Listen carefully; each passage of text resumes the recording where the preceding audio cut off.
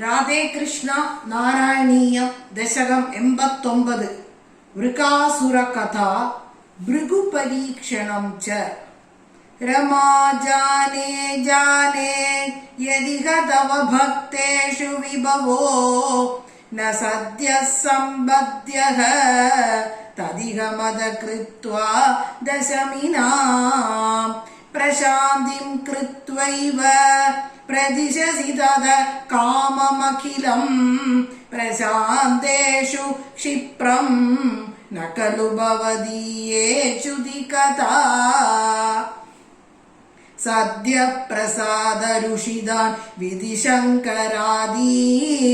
കേചിത് വിഭോ നിജ ഗുണാനു ഗുണം ഭജന്തഃ ഭ്രഷ്ടാ ഭവന്തി ബദ കഷ്ട മദീർഘദൃഷ്ട്യാ സ്പഷ്ടം വൃകാസുര ഉദാഹരണം കിലാസ്മിൻ ശകുനിച്ചസതു നാരദമേകദാ ത്വരിതതോഷമപൃച്ഛദീശ്വരം സചതി ദേശഗിരി സമുപാസിതും നതു ഭവന്തമബന്ധുമസാധുഷു തപസ്തത്വാ ഘോരം സകലു കുപിത സപ്തമദിനേ ശിരഛിത്വാ സദ്യഃ പുരകരമുപസ്ഥാപ്യ പുരതഃ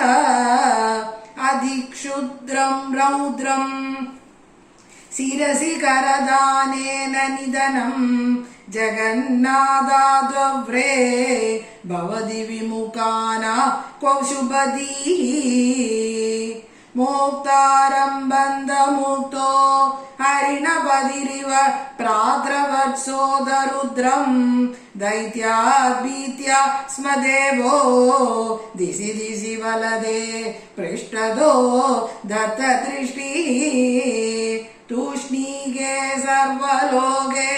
തവ പദമതിരോക്ഷന്തമുദ്വീക്ഷ്യ സർവം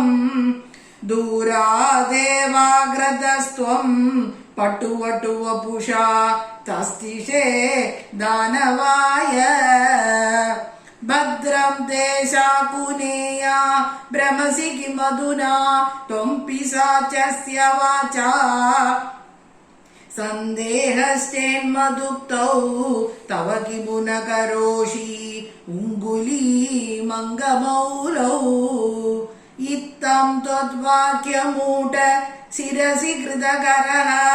സോപദച്ഛിന്നപാദം ഭ്രംശോ ഹ്യേവം പരോപാസിതുരജിതഗതിഃ ശൂലിനോऽപി ത്വമേവ ഭൃഗും കില സരസ്വതി നികടവാസിനാസ്താപസാഃ ത്രിമൂർത്തിഷു സമാദിശൻ അധികസത്വതാം വേദിതും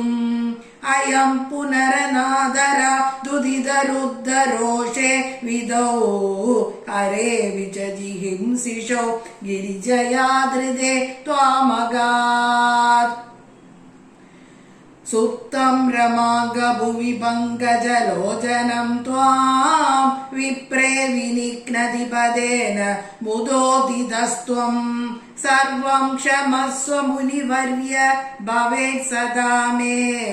ത്വത്പാദചിഹ്നമിക ഭൂഷണ മിഥ്യവാദീഃ